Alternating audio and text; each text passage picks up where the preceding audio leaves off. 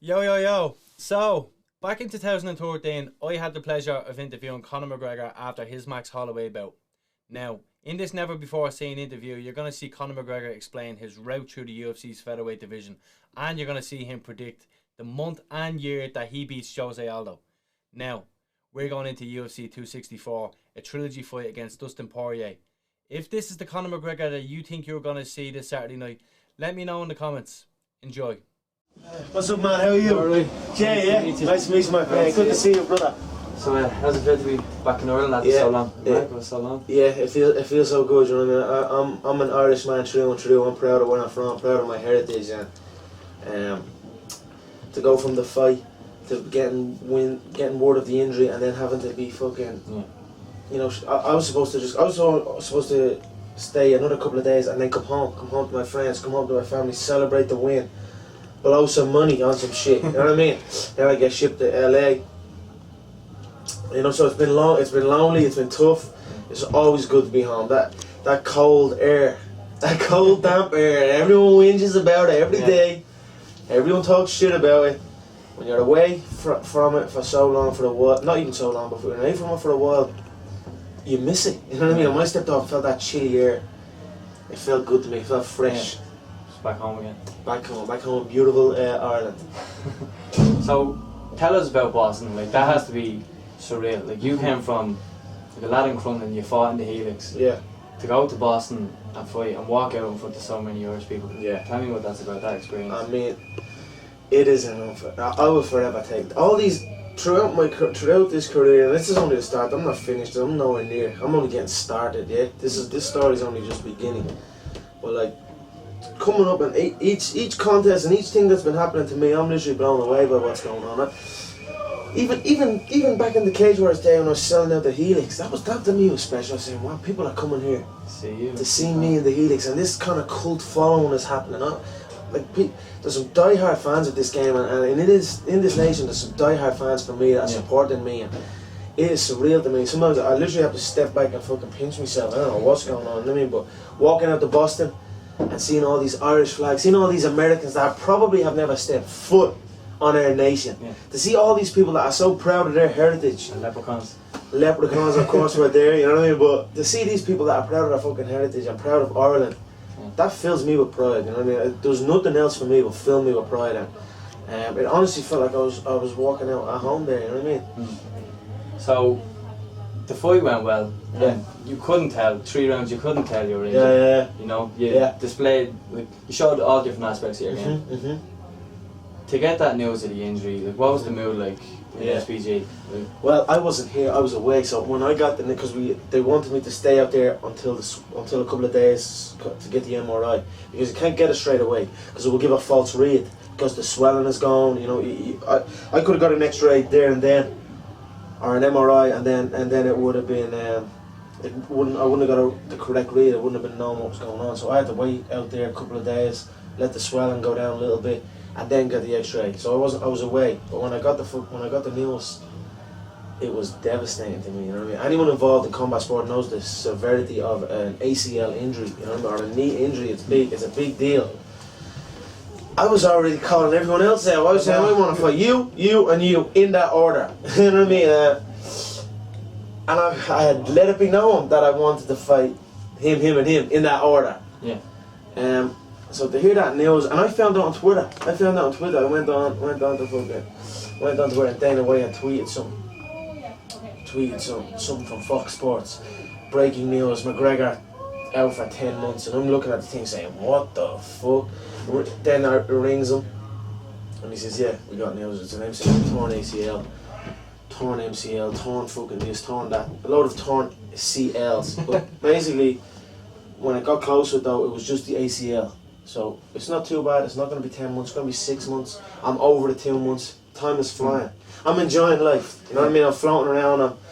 Seems that way. I can't complain. You know what I mean? You have to take the positives from everything. No matter what goes on in your life, you need to take the positives from everything. I mean, it could have been a lot worse. I couldn't have been here. You know what I mean? I'm here. I made a name. I fought. I won. I got paid. You know, and I'm working with the best rehab people there is, you know what I mean? So I will be back, no doubt, whooping ass in no time. That's good to see. Look forward to it. Yeah, man. You met with George St-Pierre, like that's again like from having this like the smaller shows you do to go up and finally meet someone so big as George St-Pierre. What advice did he have to give to you? Yeah, I mean George is a humble warrior. He's a gentle warrior. You know what I mean? The guy, because I was still on my crutches then when I met George. He came out to the surgery place because he was in LA at the time. He came out of his way, came out and met me, and we ended up going for dinner. We ended up going out that night. I remember even when I was sitting down and all that, he lifted my foot to put it on the chair, because when you have an ACL you need to keep your foot straight. Right. You need to get your straight. The most important thing is to get the straightness back. So he's helping me out, and when it was time to go, he'd get my crutches. Now he's just a genuine, humble guy, a nice guy. You know what I mean? But he can whoop your ass like that, and he's an athletic freak. And as a guy, everyone in combat sport looks up to. Yeah. You know what I mean? We look up to what he has done in the. You know, think about it. He came from a little small place in Canada where no one was doing nothing. He brought that to the sport, like I'm doing here. You know what I mean? So everyone looks up to George, and to meet George, and finally, you know, to speak with him and hear, because he had the identical injury, to hear his thoughts on everything, and it was uplifting to me. I left it motivated. I left it motivated to get in and do it, you know, to get in and conquer this and come back and whoop everybody. You know, that's my plan. I'm not fucking about here. I'm going to come back and I'm going to come back better than ever. I've no doubt when I step foot on the mat again for the first time, it's going to be like I never left. That's the way I'm approaching it. That's the way I know. The movement is going to be fresh. I'm not going to be sloppy. I'm not going to be sluggish. I'm going to be sharp as attack. You know what I mean? But in this game, like I'm just a fan. I was just a fan. Right. UFC 85 in London was my first event, live event. Matt Hughes versus Thiago Alves. It was the first time meeting everyone. I was walking around getting pictures. I was in the crowd getting pictures with everyone, screaming for Chuck. Chuck Liddell was in the crowd. I said, Chuck, please come over. Me and my friend were screaming at him, and then he looks up like that, and then he walks over to us. I was like, ah! And me and my mate just looked at each other. Chuck's coming over. So we fucking ran down to Chuck, and I'm grabbing him just like that. And I must find these pictures. I got a picture with everyone. Dana, Bruce Buffer, even Brad Pickett. I was talking to Brad Pickett over in Manchester. I said, I actually got, because we were talking about that event for some reason. I said, I actually got a fucking picture with you that event. But it's funny, like, it's funny. I'm just a fan that is obsessed with the sport, and next thing you know, the weekend just gone. I'm the one that's fucking signing shit and getting pictures. So it's crazy shit, you know what I mean? I have to sometimes I take a step back and be thinking, what is going on here, you know what I mean? But it's hard to just, you know, I don't know when, I haven't sat back and just kind of thought about it, I'm just trying to take it in my stride, but really I'm a fan. So to meet all these people, to meet George, to meet Danny, to meet Chuck, to meet everyone, you know what I mean? It's why I love the sport so much, you know what I mean? And to be one of those guys now, to be on my way to being one of them people, it literally is. Nothing else can describe it except dreams come true. That's the only way. I know you hear that so many times. Dreams come true, and my dreams have come true. That's interesting. So, becoming the first Irish person to register a win in the UFC, your fan base has gone worldwide. Like, how much do you feed off that hype that like even the Americans are giving you, the Canadians, all the Europeans, not just your homeland. How much do you feel off there? I mean, I love it. The support you get off people is always great. You know, there's a lot of negativity as well, but the support, my support overwhelms it. Look, I have a lot of things going for me. I'm the only Irish guy in there. You know what I mean? At the minute, I was the first guy to get in there and in the big show and win. You know what I mean? So I'm not shy in front of the camera, you know what I mean? So people have been attracted to that, but honestly, I'm blown away by the sport. I don't know. Again, it's another one of those step back away and just have a think and say, hang on a fucking minute, how am I this guy? How am I this person? How has this happened? UFC 85, I was the guy on the other end of the barrier looking for pictures and screaming, please give me a picture. You know what I mean? Please sign this, sign me.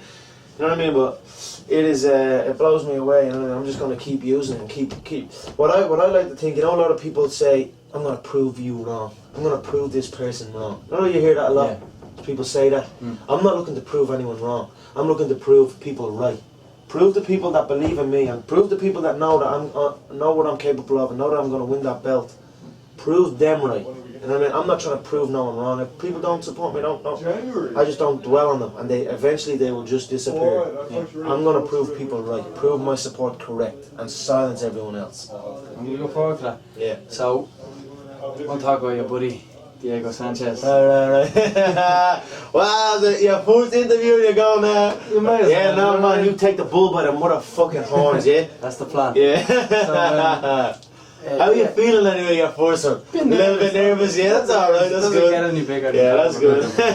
Thank you so much, bro. You're doing good, my friend, yeah? Appreciate it, thanks a You're lot. doing good. So, you had a few nice comments to say, even about you this morning. You said, Who's this? Diego Sanchez. You had nice comments. Did you not read this Alright, morning? I know, I I didn't. thought you would have caught it on Twitter. Right. Basically saying that, you know, you can't hang with, like, Dilly, Okay. right? What is it about him and 155 that appeals to you so much? Is that a nice comment? I can't hang with the elite. That's what he's Yeah. referring to you as. Right, He said right. you're not good enough. You know what I mean? Right, He obviously right, doesn't see right. you as Well, a threat. 155. What appeals to me about 155 is I don't like cutting weight. Nobody likes cutting weight. Cutting weight is horrible. You know, you ever try and limit your food. You know what I mean? And limit your calorie intake while you're training really hard. You know what I mean? It is a tough experience. 155 I can make the weight easier. And what appeals to me about Diego Sanchez, he's absolutely rubbish. So that appeals to me. You know, I don't think he's anything special. I think he's slow. I think he's sloppy. I think he's sluggish. He leads with his head. You know what I mean? These are the kind of guys I light up. You know what I mean? And there's no doubt in my mind I'll put him away. And the reason why this all happened was because he opened his mouth first. I didn't just. There's two things. Fair enough, if you're in my division, we're gonna go at it. Yeah. We're not friends. Anyone else, it's all good. Just keep my name out of your mouth. Don't start opening your mouth and saying my name and saying shit. Before that fight in Boston, in the lead up to it, he's writing all this shit. Who's this guy, this and that. Writing all, like literally about 10, 15 tweets, even during the fight. Before the fight, during the fight, after the fight. And that goes on and people are tagging me in the thing. Twitter's a fucking crazy place, isn't it really, if you think about it? Twitter's shit, Twitter's stupid. But I sees this, and I'm saying, who the fuck is this fat idiot? This fat bum? You know what I mean? That hasn't improved in like 10 years. That remains at that level, that shows up in our shape, that misses weight. Who's this fool trying to talk about me? So I just talk back. Yeah. And then the things start happening. And then I realise, hang on, I actually love easy fights. Easy fights are the best thing ever. Who doesn't like an easy fight? You know what I mean? It's easy money for me. He brings hype. Yeah. He comes to fight. And it's an easy fight for me. He's the kind of guy, styles make fights, there's no doubt about it. Certain people mix well with other people's styles. That idiot Diego Sanchez mixes well with my style. He mixes well with anyone's style because he's absolute rubbish. But me specifically, I'll make a miss and I will capitalise, and there's no doubt in my mind. I don't care, he has a chin, yeah, that's great. Let's see, does he have a chin if I catch it? So you mentioned he does come to fight, so what did you think of his performance with Gilbert Melendez? That's what people are saying could be the best fight in MMA history. I don't think, if you want to make a career of getting punched into the face 50 million times and getting dropped and getting bust open, if that's your thing, you want to make, and lose, let's not forget he lost. Yeah, he got whooped. He lost every round, maybe the last round he dropped him, but he was getting beat up. If that's what you want to do, that's the career you want to do, well then fair enough, fair play to you, but I don't think it was fight of the year. I think it was probably one-sided fight of the year, maybe. You know what I mean? He got his ass whooped. It doesn't impress me. The guy has heart. You know, he has a big heart. He comes forward. He comes to fight. I'll rip his heart from his chest and eat it. You know what I mean? Yeah. And show it to him. But yeah, that's it. I don't. You know. This list of people that want to fight me is growing. Yeah. We've seen that with Colin Miller. Colin Miller, fucking every one of them. But that's great to me. None of these guys are my friends, you know what I mean? I'm in here to get paid. I'm in here to get to the belt. I'm in here to ruffle feathers. I said it before. I said it before my debut. I'm not in here to shake nobody's hand. Yeah, I've said this before. You probably I'm not here to shake no one's hand. I'm here to whoop ass, you know what I mean? I'm here to take over. And so far I'm en route. Everyone knows I'm in everyone's mind. There's an emotional attachment to these. These people have an emotional feelings towards me. Yeah. They want to hit me so bad. You know, some of these people want to really whoop me bad. Half of the roster want to see me get beat. You know, and that's great. I'm just sitting there happy, you know what I mean? Smiling, working hard, believing in myself, and rubbing it in. Always rub it in, yeah? Someone tells you not to rub it in, you rub it in. So, 2 last things, and they're on someone who a lot of Irish people want to see you fight, and that's Jose Aldo. Mm-hmm. He's probably number 3 pound for pound fighter on the planet. You have a big fan base, but a lot, there is criticism as well. There is critics out there, and people say your style is so bad for him because of your stance. The leg kicks will be effective. Well, what do you say to people who say that? Well, I tell you who them people are. People who sit on a sofa. Right. Fat 40-year-old virgins. You know what I mean? That haven't left the house. That sit online 24/7. Yeah. That's them people. People in the gym now. You know what I mean? A southpaw against an orthodox, it's not easy to throw a leg kick. You throw a leg kick and I just have to turn my knee a little bit and then bang, there's your whole foot shattered. I've won a fight with it before. And I stopped the guy with it before. He broke his foot in the last one as well, fighting a southpaw, kicking that inside leg. You know what I mean? Yeah. It's different when you're fighting a same stance guy, when you're fighting an opposite stance guy. It's harder to land that little spot. That's all I had to do, just turn that knee in. Yeah. You know what I mean? But I don't worry about. To me, it's predictable. To me, he is predictable. He doesn't do anything out of the ordinary. There's no movement that I look at and think, whoa. You know what I mean? Yeah. So, of course, there's going to be critics. But like I said, I'm not out to do nothing for those fat losers, virgins. I'm out to support the people that are supporting me and prove them right. And I've no doubt in my mind that when I get my chance to whoop Jose Aldo, I will whoop him. You know what I mean? And I'll make it look easy in the process. Yeah.